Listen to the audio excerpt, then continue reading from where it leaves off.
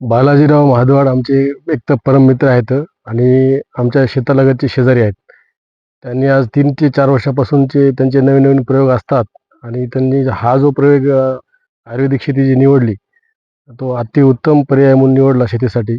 एकतर रासायनिक केमिकलचा वापर नाही या शेतीला आणि सर्वात महत्त्वाचं म्हणजे की औषधी वनस्पती असल्यामुळं या औषधी वनस्पतीचा अनेक रोगावर उपचार वगैरे या शेतीच्या माध्यमातून ठरला जातो आणि मुख्यतः बाजारपेठ जी आहे आयुर्वेदिक शेतीकडे शेतकऱ्याचं प्रमाण भरपूर कमी असल्यामुळं त्यांनी जे या शेतीकडे वळलेत ते खूप आनंदाची गोष्ट आहे आणि आम्हाला पण त्यांचा निर्णय आवडला आणि त्यांचं पाहून मुद्दामून आज माझ्या शेतामध्ये मी 4 एकर चिया आणि इटालियन तुळसची लागवड केलेली आहे.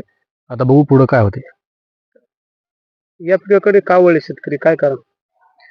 मुख्यतः या पिकाकडे वळवण्याचं कारण मेहनत कमी आणि बाजारपेठेमध्ये आपल्या रेग्युलर जे पीक आहेत, त्या पिकांना भाव योग्य मिळत नाही. आता हळद असेल किंवा सोयाबीन असेल, अ, त्या भावाच्या अनुषंगाने दृष्टिकोनाने खूप मोठा समतोल आहे.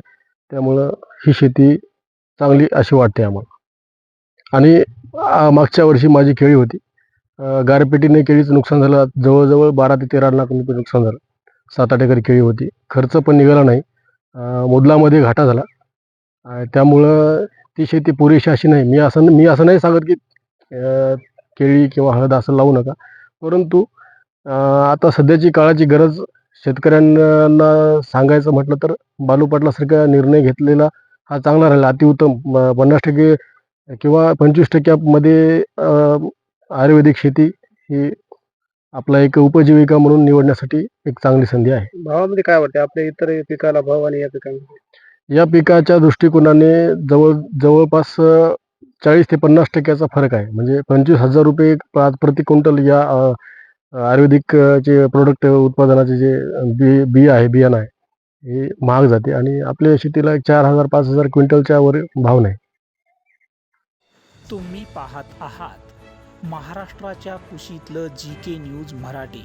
सात जनतेची, भूमी महाराष्ट्राची.